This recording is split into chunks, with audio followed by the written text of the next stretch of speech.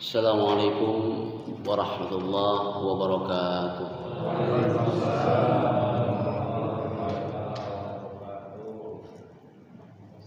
Alhamdulillahilladzi ja'ala baini wa bainakum bi'abdihil walimati awil jama'ati syiratul rahmi. Wassalatu wassalamu ala asyrafil anbiya'i wal mursalin wa ala alihi wa ashabihi al-tahirin wal-tayyibin wa la hawla wa la quwwata illa billahil aliyyil azim. Amma ba'du, fa inna ahsanal kalam wa afdalin nizam kalamullah dzil jalali wal ikram wa khairul huda huda sayyidina Muhammadin sallallahu alaihi wasallam wa syarrul umuri muhdatsatuha wa kullu muhdatsatin bid'ah wa kullu bid'atin dhalalah wa kullu dhalalatin finnar. Qala Allah Ta'ala fil Qur'anil Azim wa huwa asdaqul qailin al-mutassik bi sifatil kamaliyah. A'udzu billahi minasy syaithanir rajim. Bismillahirrahmanirrahim.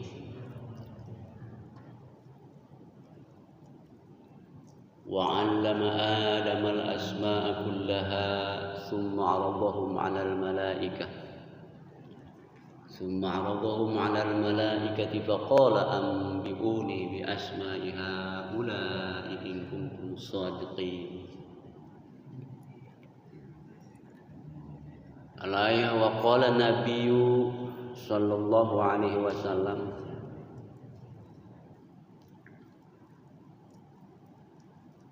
talabul ilmi fardhatun ala kulli muslimin wa muslimatin. Al-hadis sadaqallahul azim wa balagha rasuluhu al-habibul karim wa nahnu ala dzalika minasy syahidin wasyakirin walhamdulillahi rabbil alamin. Yang saya hormati Ketua DKM Bapak Haji Wawan beserta para staf DKM, dan juga yang saya hormati para jamaah maghrib yang alhamdulillah pada kesempatan ini berkumpul di Masjid Al-Mizan dalam rangka rutinan kajian yang diadakan 2 pekan sekali, yaitu tepatnya pada hari Sabtu atau malam minggu kedua.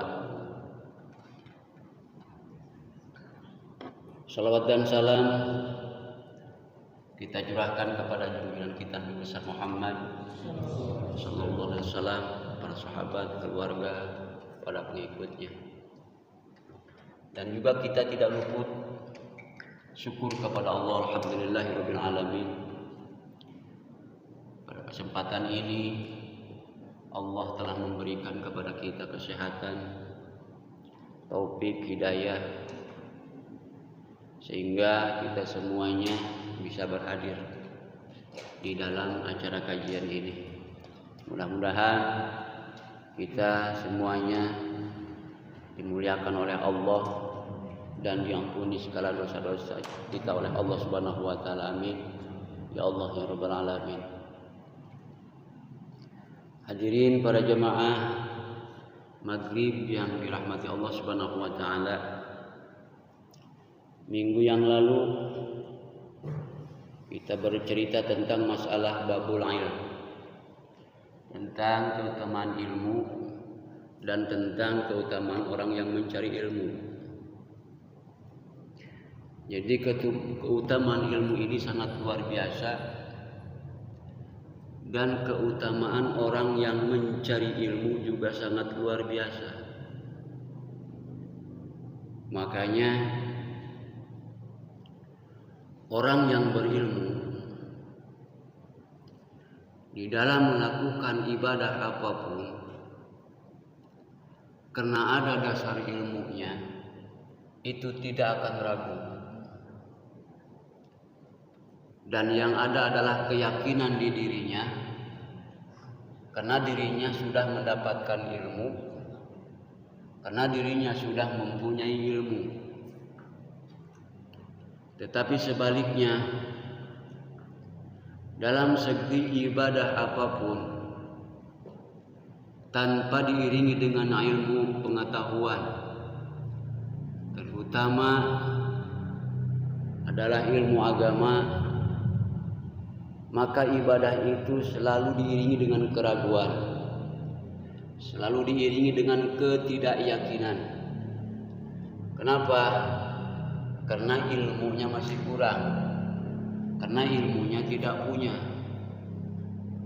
Karena kalau sudah punya ilmu, contoh dalam ibadah, segala melakukan sesuatu apapun dalam urusan ibadah, terutama ibadah sholat, kalau diiringi dengan ilmunya, kita melakukan ruku tidak ragu, kita melakukan sujud pun tidak ragu, kita melakukan praktek-praktek baik yang di dalam rukun ibadah itu adalah rukun qauli, rukun fi'li, tidak ragu lagi karena diiringi dengan ilmunya.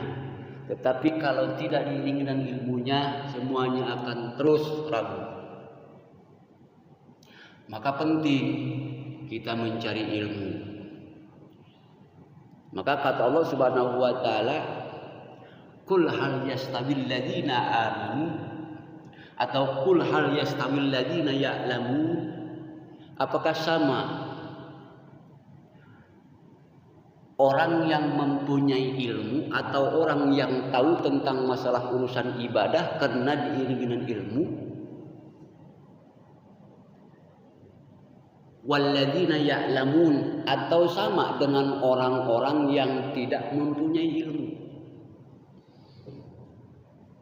Maka jawabannya di sini adalah jelas, la yastawiyan. Jelas tidak sama orang yang mempunyai ilmu dan orang yang tidak mempunyai ilmu.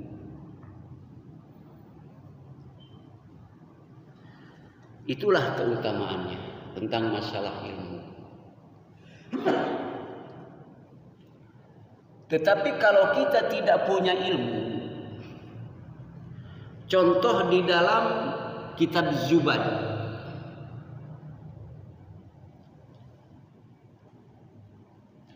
di dalam kitab Zubad ada suatu perkataan dari Ibnu Ruslan.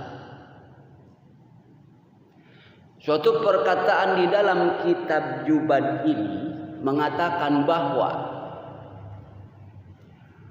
fakullu man bi ghairi ilmin ya'malu a'maluhu mardudatun la tuqbalu. Begitulah kata Ibnu Ruslan di dalam kitab Zubad. Bahkan sambil disyairkan, dinizamkan supaya tidak bosan. Wa kullu man bi ghairi ilmin ya'malu a'maluhu mardudatun la tuqbalu. Ibnu Ruslan sambil nyantreng ingin menulis kitabnya, muncullah satu nyanyian tapi bermanfaat. Itulah orang yang berilmu. Maka fakullu man bi ghairi ilman ya'malu, barang siapa orang yang mengerjakan sesuatu dalam urusan ibadah bi ghairi ilmin ya'malu, tanpa ilmunya, ilmu fikih tanpa didasari dengan fikihnya, ilmu hadis tanpa dipikiri atau tanpa pengetahuan dengan secara pembacaan yang benar. Nahu sorofnya tidak ada, bacaannya akan salah. Yang aturan domah dibaca patah, yang aturan patah dibaca kasroh. Maka ilmu yang sangat membedakan. Maka sekali lagi, beribadah atau melakukan sesuatu tanpa dengan ilmunya mardudatun la tuqbalu, ditolak, kata Ibnu Ruslan, tidak diterima oleh Allah Subhanahu wa taala. Ditolak mentah-mentah. Contoh dalam ibadah sholat tanpa diiringi dengan ilmu. Bacaan harus diiringi dengan tajwid. Sekarang tajwidnya tidak ada. Pembacaan Fatihah rusak karena makhrajul huruf tidak dapat. Sama sekali musyaddadah yang berada di dalam Fatihah itu tidak dijaga. Bismillahirrahmanirrahim. Alhamdulillahirabbil alamin arrahmanirrahim. Tidak dijaga sama sekali.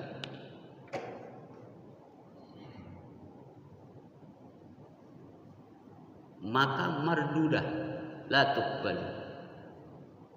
Salatnya tidak diterima karena rusak dalam bacaan.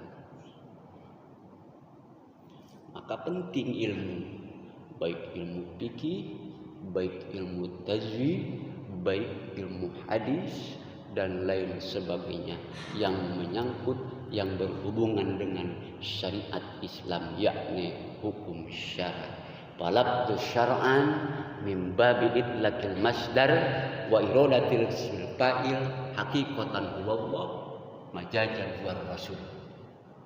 Itu kata qaidahnya. Talabtu syar'an min babi itlaqil masdar wa iradatis bil fa'il wa syari haqiqatan huwallah wa syari majajan war rasul. Hukum syara hakikat diturunkan oleh Allah Subhanahu wa taala kepada Nabi. Wahai Nabi, ajarkan syariat Islam kepada umatmu. Hakikatnya adalah dari Allah.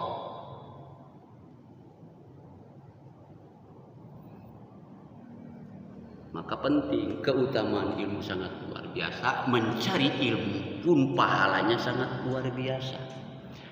Coba saya di sini akan katakan tentang masalah keutamaan orang yang mencari ilmu.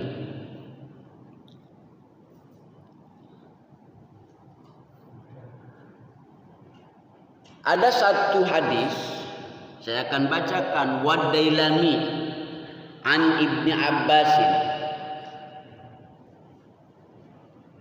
Jadi ada hadis yang diriwayatkan dari Ibni Abbas, tolabul ilmi sa'atun khairun min qiyami lailatin. Luar biasa. Mencari ilmu 1 jam atau kita duduk-duduk di masjid ini nih 1 jam karena ingin mendapatkan ilmu, tujuan dari rumah ingin mencari ilmu, talabul ilmi, maka di sini khairum min qiyami lailatin, lebih baik daripada melaksanakan qiyamul lail. 1 jam dari jam ini sampai jam 7, 1 jam percis. Pahalanya lebih baik daripada melakukan qiyamul lail. Lalu kemudian lanjutannya, wa talabul ilmi yauman khairu min siyami salasati ashhurin.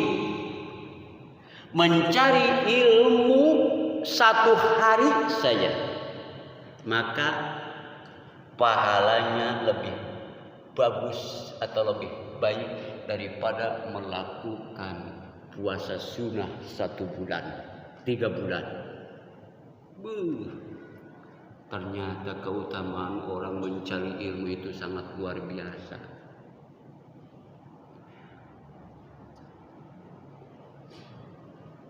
Gugur kewajiban kita dapat, pahala dari Allah diberikan yang sangat luar biasa. kita terus ngaji, mencari ilmu, satu harian mencari ilmu, itu lebih baik daripada melakukan puasa sunnah 3 bulan berturut-turut. Subhanallah pahalanya. Cuma yang menjadi hambatan adalah terkadang ketidakinginannya, malah habis maghrib ingin lonjoran di rumah ada. Padahal ini hanya diadakan 2 minggu 1 kali. Tapi gangguan itu sangat luar biasa. Lebih baik enak selonjoran di rumah daripada duduk-duduk di masjid. Padahal pahala luar biasa daripada kita selonjoran. Nah inilah keutamaan orang mencari ilmu akan dicatat oleh Allah pahalanya yang sangat luar biasa. Dan juga ketika kita sudah mencari ilmu lalu kemudian hasil ilmu itu, maka keutamaan keberhasilan ilmu yang didapat daripada ustadz-ustadz ini diterapkan oleh kita yang sudah mulai mempunyai ilmu, maka keutamaannya juga sangat luar biasa.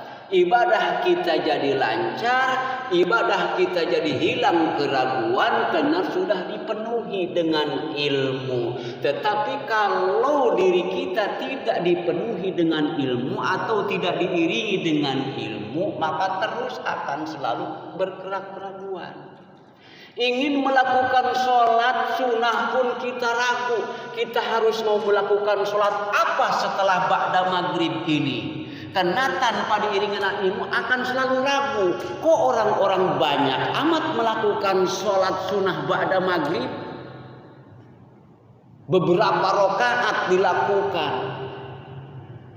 Mungkin kita kalau tidak paham karena kita belum menemukan ilmunya. Sholat apa mereka? Mereka ternyata sudah paham. Oh, sholat ba'da maghrib ini adalah dianjurkan. Yang disebut adalah sholat awabin tersebut. Silakan sholat awabin.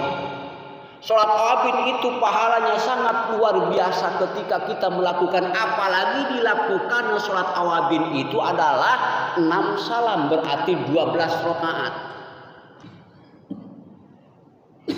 Sering saya berbicara tentang ini. 6 salam, sholli sunat al-awabin rakaataini mustaqbilal kiblati. 2 rakaat salam. Berdiri lagi, usolli lagi, niat lagi. Salam lagi, berdiri lagi, udah dapat 12 rakaat.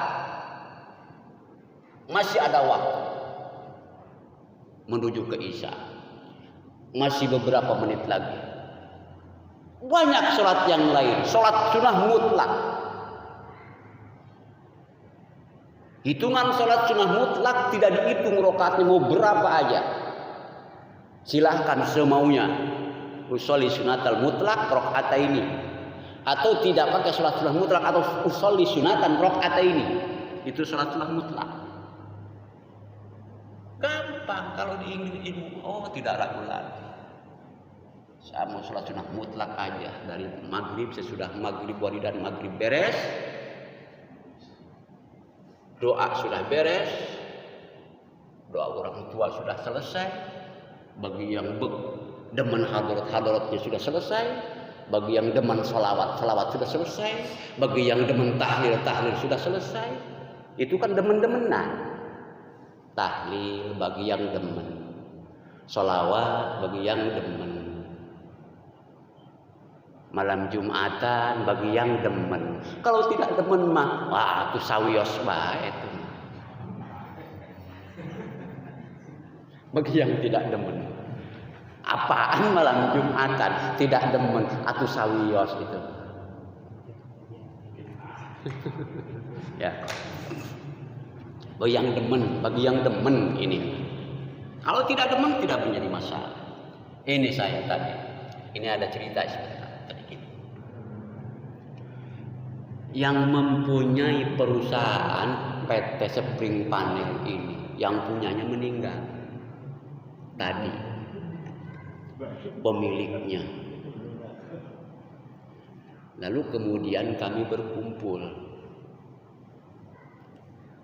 kumpul, saya disuruh ngedoa, sedangkan non muslim.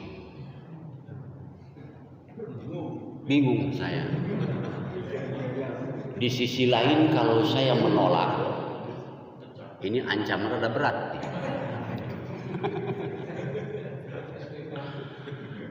Lalu kemudian di sisi yang lainnya, kalau saya doakan, haram hukumnya mendoakan tentang masalah ampunan kepada orang kafir. Tidak boleh.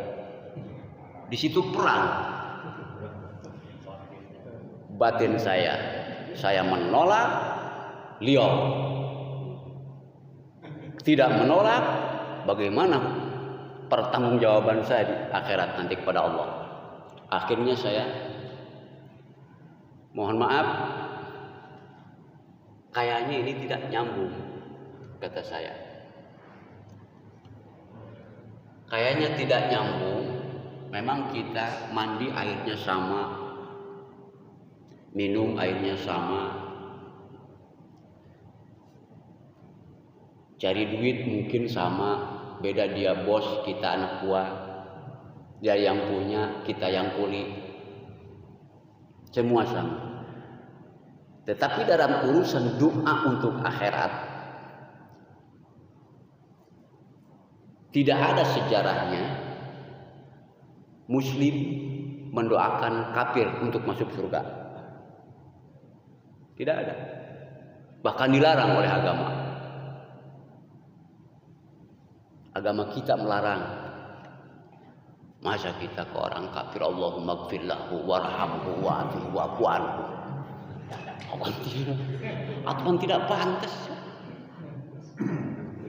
Allahumma tahrimna ajrahu wa la taqtina ba'dahu. Orang kafir enggak bakalan nyambung. Tidak nyambung kata saya. Gimana?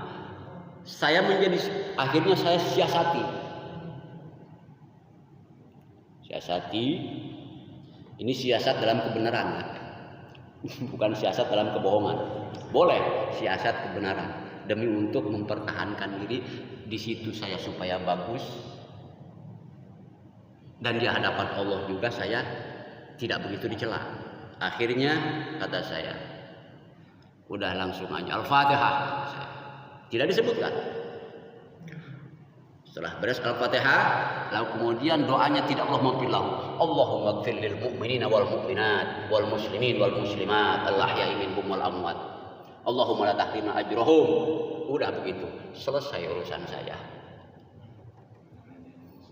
Itu siasat. Jadi kita mendoakan orang mukmin.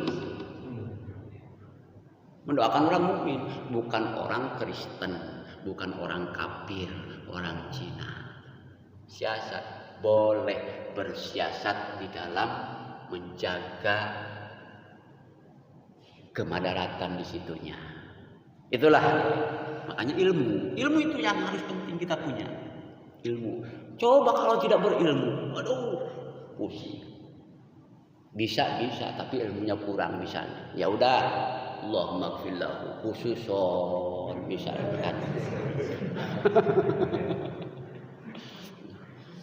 Namanya atong, khususon misalnya, ini mah khususon atong misalnya. Waduh,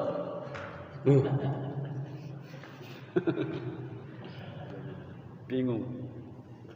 Itulah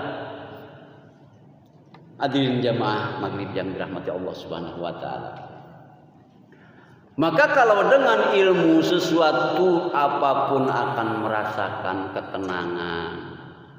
Jiwa merasa tenang. Makanya saya mengajarkan sering anjuran doa untuk supaya kita diberikan ilmu, untuk supaya kita dikayakan dengan ilmu. Allahumma aghnini bil ilmi. Ya Allah, kayakanlah diriku dengan ilmu. Coba minta sekali-kali kayakan dengan ilmu, bukan dikayakan dengan harta. Memang serba salah hidupnya.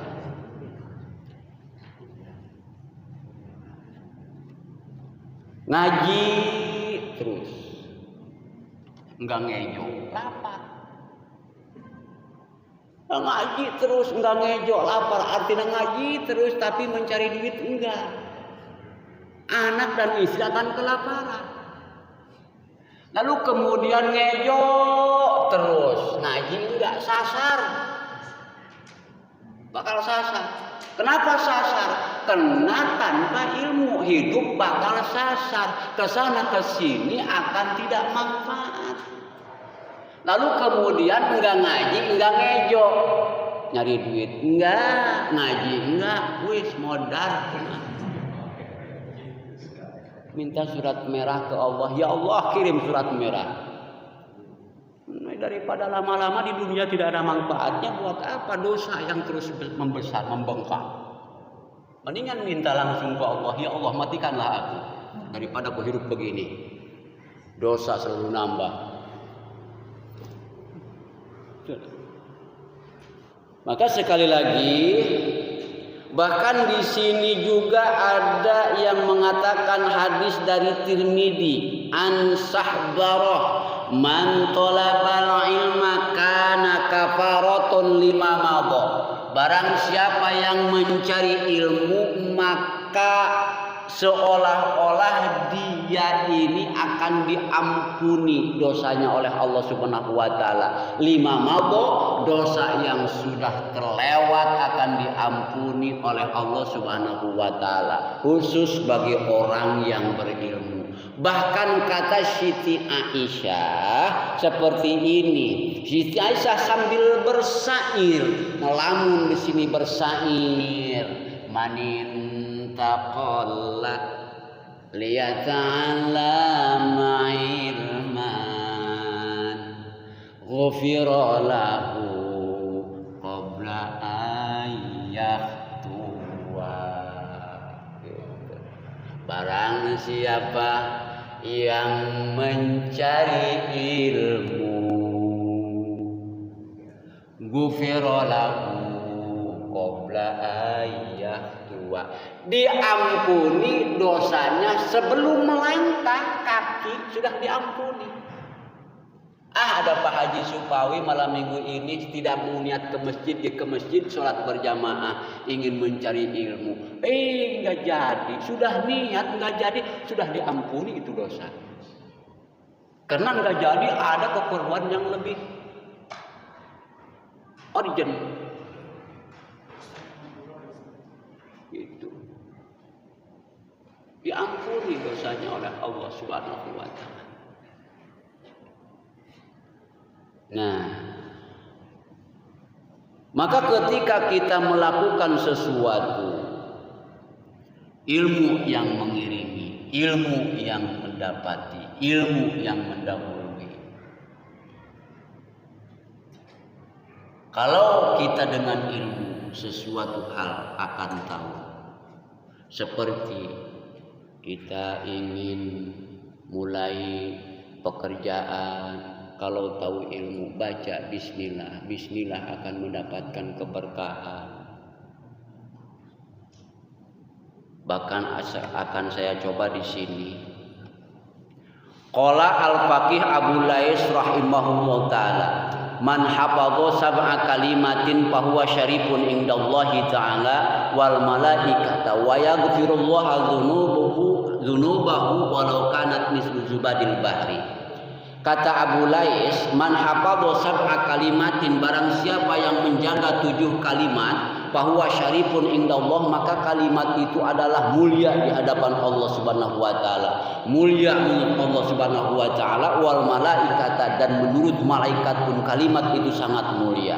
Wa yaghfirullah, Allah akan mengampuni dzunubahu, terhadap dosa orang yang menjaga 7 kalimat itu, walau kanat mislu zubadil bahri, walaupun dosanya seperti buih di lautan, akan diampuni oleh Allah Subhanahu wa taala. Yang pertama, apa yang harus dijaga? Al-ula ayyaqula inda ibtida'i kulli syai'in bismillahirrahmanirrahim. Apabila kita ingin memulai sesuatu perkara atau sesuatu pekerjaan, diawali dengan bismillahirrahmanirrahim. Selalu dijaga itu. Mau bekerja di kantor megang pulpen, bismillahirrahmanirrahim. Mau berangkat dari rumah mau kerja, bismillahirrahmanirrahim. Mau apapun, bismillahirrahmanirrahim diawalinya. Asal jangan mau joget Agustusan bismillah. Mau karaokean Agustusan bismillah. Bismillahirrahmanirrahim.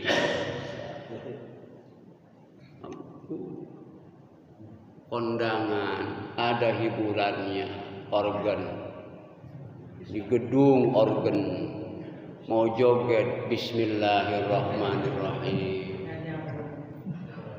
Mau joget aja jangan baca bismillah misalnya. Silakan hiburan ya. Bismillah jangan.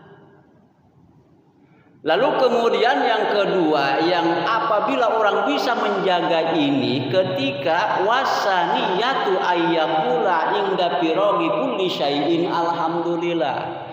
Ketika selesai mengerjakan sesuatu, bacalah alhamdulillahi rabbil alamin. Beres kerja dari kantor, selesai tutup buku truk, alhamdulillahi rabbil alamin.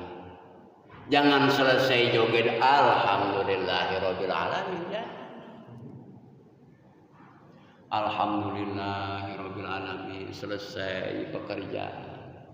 Selesai dari pengajian, alhamdulillahirabbil alamin.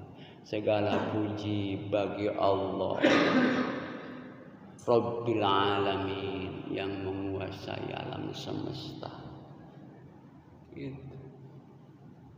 Alhamdulillah, segala puji lillah itu tetap milik Allah. Kalau kita tafsirkan baca itu panjang. Jadi lillah ayat tamlikun lillah, puji itu adalah milik Allah. Puji yang mana? Puji yang 4. Yang pertama puji qadim alal qadim. Yang kedua puji hadis alal qadim. Yang ketiga puji qadim alal hadis. Yang keempat puji hadis alal hadis. Itu semuanya lillah, milik Allah. Tamlikun lillahi, yakni semua puji itu adalah milik Allah. Mana tadi yang pertama puji qadim alal hadis, Allah mujika makhluk, itu namanya puji qadim alal hadis. Apa kata Allah? Kalau puji qadim alal hadis kata Allah, la ilaha illa ana. Puji qadim alal qadim itu. La ilaha illa ana, kata Allah, tidak ada Tuhan selain aku. Tidak ada ilah selain aku. Aku yang harus disembah, aku yang harus dipuja, aku yang harus dipuji. La ilaha illa ana, tidak ada Tuhan selain aku, kata Allah Subhanahu wa taala. Makanya nanti ketika Allah di hari kiamat akan berbicara, ainal muluk, kata Allah di hari kiamat. Mana yang mengaku pemimpin, mana yang mengaku raja, mana yang mengaku berkuasa, kata Allah nanti di hari kiamat. Ainal muluk, mana? Itulah makanya wala tusyriku billah, jangan sekali-kali menduakan Allah Subhanahu wa taala. Itu namanya puji qadim alal qadim. Lalu kemudian yang kedua puji hadis alal qadim. Apa puji hadis alal qadim? Makhluk ciptaan Allah muji kepada Allah Subhanahu wa taala, yakni kita semuanya umat manusia. Kita suka memuji la ilaha illallah, la ilaha illallah itu adalah puji hadis alal qadim, kita memuja kepada Allah Subhanahu wa taala. Setiap malam Jumat kita lakukan wiridan kita insya Allah akan menghasilkan kita selalu muji kepada Allah Subhanahu wa taala. Saya sudah bilang ada wirid, ada warid. Kalau wirid ini yang kita lakukan setiap saat. Ba'da sholat kita wirid. Sebisa kita, semampu kita wirid, istighfar, baca tasbih dan lain sebagainya itu wirid. Lalu kemudian setelah kita malam Jumat itu wirid, kita ngaji yasinan. Kalau ada sempat waktunya kita marhabaan, itu wirid. Baca yasin, lalu kemudian tahlil, zikir. Karena kata Nabi, jadidul iman bitahlil. Perbaruilah iman kalian dengan tahlil, dengan zikir kepada Allah Subhanahu wa taala. Terus perbarui itu yang pertama, wirid kita. Lalu kemudian setelah kita berkelanjutan terus menerus wirid, akan datang warid. Warid dari Allah datang. Oh, keberkahan dimunculkan, keberkahan ditibakan ke orang BSD yang wiridnya cuma hanya 5 orang, 3 orang, tapi berkahnya turun hasil daripada wirid warid yang akan dapat dari Allah Subhanahu wa taala. Jam berapa sekarang? Hah? Oh, 5 menit lagi. Nah ya. Terus yang kita percepat saja. Yang ketiga sekarang. Barang siapa yang menjaga 7 kalimat. Tadi yang kedua. Yang ketiga yaitu wasalisatu ayyakula idza jaru ala lisani ma la ya'nihi astagfirullah. Apabila dari lidah kita keteledoran berbicara. Jorok misalnya ya. Apa menyentak orang. Atau bukan berbicara yang tidak bermanfaat, kita cepat ucapkan astagfirullahaladzim, astagfirullahaladzim. Nah, lalu kemudian yang keempat, warabi'atu ayyakula idza arada fa'ala insyaallah. Apabila kita ingin melakukan sesuatu dari esok, Pak Haji tolong ke rumah ya, misalnya insyaallah. Besok ke rumah ya, ada acara sayanya. Insya Allah. Pak Saiful besok ada perlu, saya minta Pak Saiful datang misalnya. Insya Allah. Lalu kemudian yang selanjutnya adalah yang ke-5 wal khamisatu ayyakula idastaqbala ilaihi fa'ala makruhin la haula wala quwwata illa billahil aliyyil azim. Apabila kita berhadapan dengan sesuatu hal yang dibenci oleh Allah Subhanahu wa taala, kita katakan, kita ucapkan la haula wala quwwata illa billahil aliyyil azim. Apa yang dibenci oleh Allah Subhanahu wa taala? Banyak. Dibenci oleh Allah. Allah membenci tapi Allah tidak mengharamkan, hanya cuman benci saja.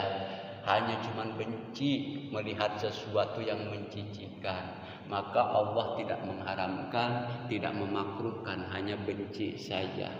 Maka ucapkanlah la haula wala quwwata illa billahil aliyyil azim. Lalu kemudian yang ke-6 wasalisatu ayyakula idza asabathu musibatun inna lillahi wa inna ilaihi rajiun.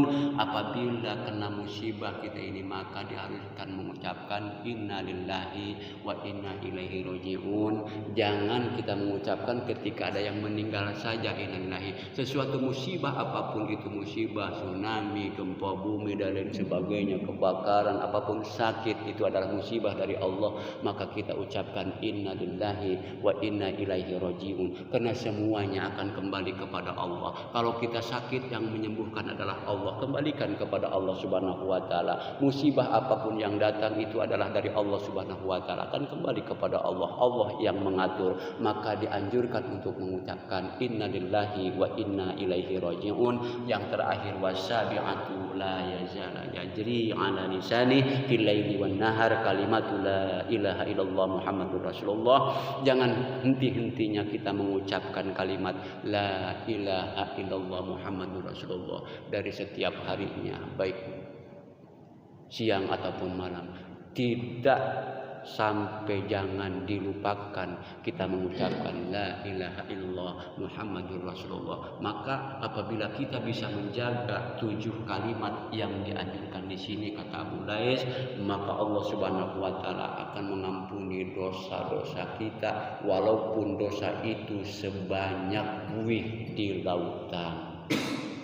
Maka insya Allah kalau kita praktekkan ini tiap hari, maka insya Allah dosa kita akan terus menerus jadi sedikit dan kita mendapatkan ampunan. Kelak di akhirat kita akan mendapatkan kenikmatan dari Allah Subhanahu wa taala. Mudah-mudahan kita semuanya sudah diberikan kelapangan dada untuk melakukan sesuatu hal yang baik, karena menurut Allah yang baik akan dibalas dengan baik, yang jelek akan dibalas dengan kejelekan.